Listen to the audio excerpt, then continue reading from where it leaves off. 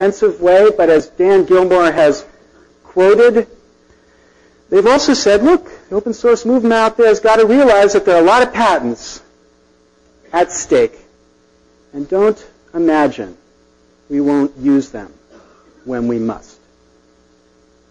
Now, the thing about patents is they're not nuclear weapons, right? It's not physics that makes them powerful, it's lawyers and lawmakers and Congress. And the thing is, you can fight all you want against the physics that makes a nuclear weapon destroy all of mankind, but you can succeed not at all. Yet you could do something about this. You could fuel a revolution that fights these legal threats to you. But what have you done about it? What have you done about it? Second, the copyright wars. Right? There's a certain sense in which these are the Homeric tragedies, right? And I mean this in a very modern sense. Here's a story. So there was a documentary filmmaker who's making a documentary film about education in America. And he's shooting across this classroom with lots of people kids completely distracted at television in the back of the classroom. When they get back to the editing room, they realize that on the television you can barely make out the show for 2 seconds. It's The Simpsons, Homer Simpson on the screen. So they call up Matt Groening, who was a friend of the documentary filmmaker, and said, is this going to be a problem? It's just a couple seconds. Matt says, no problem. Call so-and-so. So they called so-and-so. So-and-so said, call so-and-so. Eventually, so-and-so's always end up to be lawyers. So eventually they got to the lawyer and they said, this is going to be a problem. It's a documentary film. It's about education. Just a couple seconds. The so-and-so said, $25,000. He said, $25,000? It's a couple seconds. What do you mean $25,000? The so-and-so said, I don't give a goddamn what it is. For $25,000 or change your movie. Now you look at this and you say, this is insane. It's insane. And if it's only Hollywood that has to deal with this, okay, that's fine. Let them be insane. The problem is their insane rules are now being applied to the whole world. This insanity of control is expanding as everything you do touches copyright. So, the broadcast flag, which says before a technology is allowed to touch DTV, it must be architected to control DTV through watching for the broadcast flag. Rebuild the network to make sure this bit of content is perfectly protected. Or the mandated Fritz-Hollings chips that will be imposed on machines through the law, which Intel referred to as the police state in every computer quite accurately, and they would build these computers but are opposed to this police state system. And then, most recently, this outrageous proposal that Congress ratify the right of the copyright owners to launch attacks on P2P machines.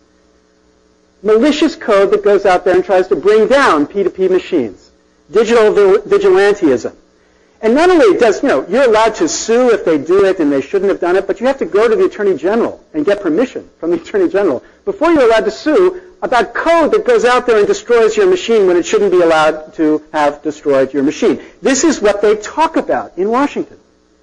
This is what they're doing. And the question is, this is their, as Jack Valenti says, terrorist war they're fighting against you and your children, the terrorists, right? Now you step back and you say, for what?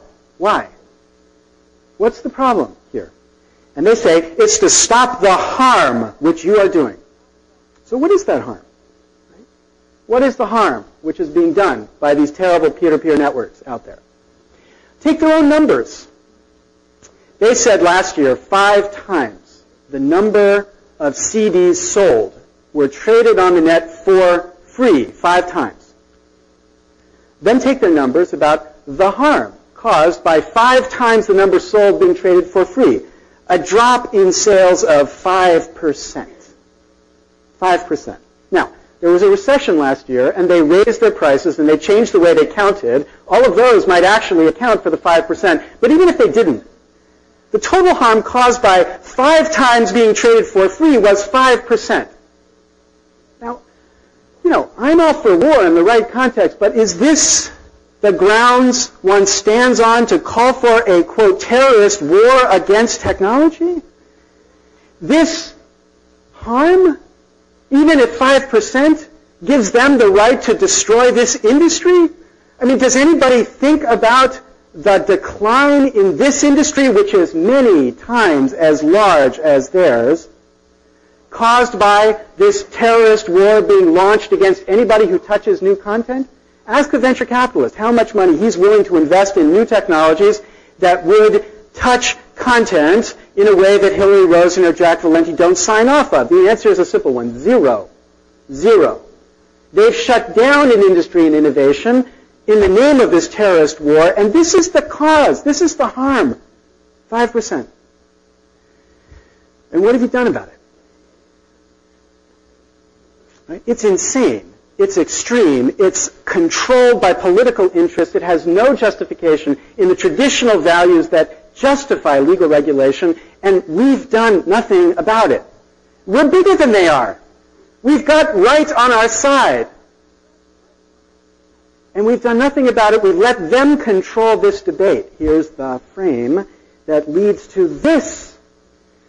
They win because we've done nothing to stop it.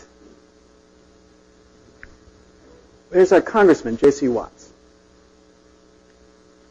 J.C. Watts is the only black member of the Republican Party in leadership. He's going to resign from Congress.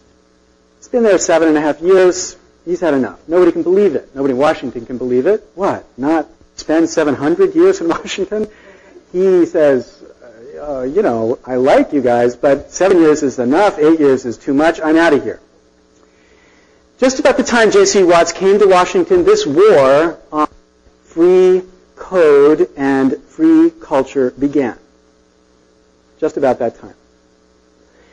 In an interview 2 days ago, Watts said, here's the problem with Washington.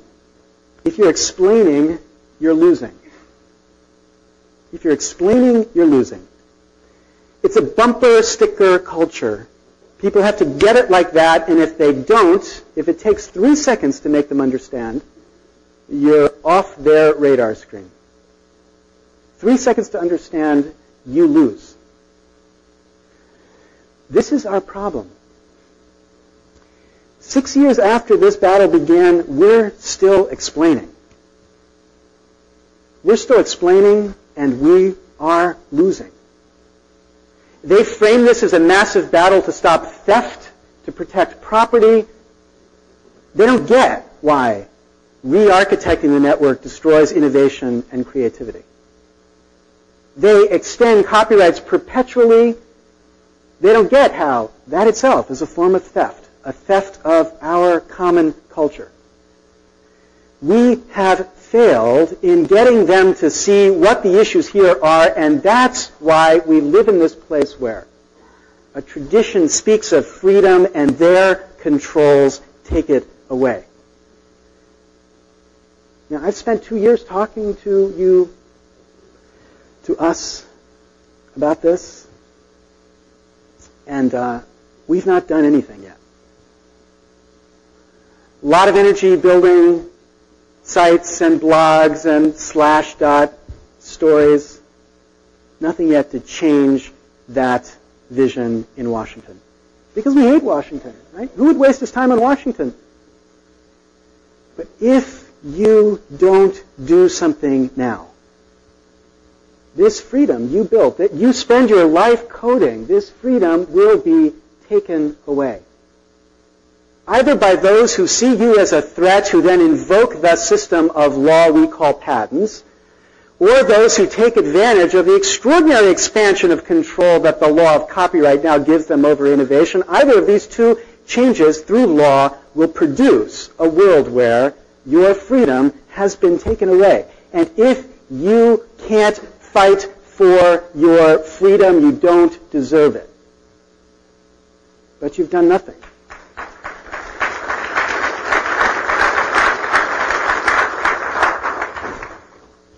There's a handful. We can name them. The people you could be supporting, you could be taking. Like just put this in perspective. How many people have given to EFF? Okay. How many people have given to EFF more money than they give to their local telecom to give them shitty DSL service? See? 4. How many people have given more money to EFF then they give each year to support, name the monopoly that they're supporting, to support the other side. Right? How many people have given anything to these people? Right? Boucher, Cannon, this is not a left and right issue, right? Here's the most important thing to recognize. This is not about conservatives versus liberals. In our case, in Eldred, we have this brief filed by 17 economists, including Milton Friedman, James Buchanan, Ronald Coase, Ken Arrow, lunatic, right, left-wing liberals, right? Friedman said he'd only join it if the word no-brainer existed in the brief somewhere. I think this was a complete no-brainer for him. This is not about left and right. This is about right and wrong. That's what this battle is. These people are from the left and right. Hank Parrott, I think the grandfather of cyberspace, the law of cyberspace running in Illinois, is struggling to get support to take this message to Washington. These are the sources, the places to go. Then there's this organization. Now, some of you say, I'm on the board of this organization. I fight many battles on that board. Some of you say, we're too extreme. You say that in the wrong way, right? You send emails and say, you're too extreme, you ought to be more mainstream. And I'm with you. I think EFF is great. It's been the symbol. It's fought the battles, but, it's fought the battles in ways that sometimes need to be reformed. Help us. Don't help us by whining. Help us by writing on the check you send in. Please be more mainstream, right? The check, right? This is the mentality you need to begin to adopt to change this battle, because if you don't do something now, then in another 2 years, somebody else will say, okay, 2 years is enough. I've got to go back to my life. They'll say again to you, nothing's changed, except your freedom, which has increasingly been taken away by those who recognize that the future is against them, and they have the power in D.C. to protect themselves against that future. Free society be damned. Thank you very much.